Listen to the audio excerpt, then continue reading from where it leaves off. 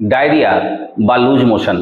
Diarrhoea বা loose motion যদি হয় তাহলে ডায়রিয়া মানে কি, আমার শরীর থেকে বেশ কিছু জিনিস আমি যেগুলো খেয়েছি শরীর মনে করছে যে এটা শরীরে আমি রাখতে পারছি না, আমার শরীরের পক্ষে এটা প্রয়োজনীয় নয়, সেই জন্য সে ওটাকে বের করে দিতে চাইছে শরীর থেকে।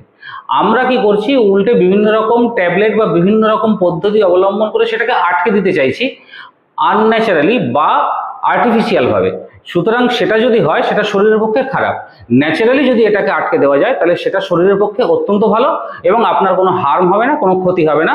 সেক্ষেত্রে একদম অব্যর্থ একটা আমি টিপস আপনাদেরকে বলছি যে দুটো পাকা কলা নিন, একটু বড় সাইজের পাকা কলা, এবং সেই পাকা কলা দুটো পিস পিস করে কেটে নিন এবং তার সঙ্গে 3 থেকে 4 চামচ আখের গুড় মিশিয়ে নিন এবং হাফ চামচ বা আধা চামচ জিরার গুঁড়ো বা জিরা পাউডার মিশিয়ে নিন এবং সেটাকে খেয়ে নিন। এবং 1 ঘন্টা থেকে 2 ঘন্টার মধ্যে আপনি দেখবেন আপনার যে কোনো ডায়রিয়া, তার সঙ্গে আমাশা, রক্ত আমাশা যাই হোক না কেন, এটা আপনি ব্যবহার করুন এবং অব্যর্থ ফল পাবেন। এটা করলে আপনি অবাক হয়ে যাবেন যে আপনার কোনো ওষুধ নেওয়ার প্রয়োজনই মনে পড়বে না।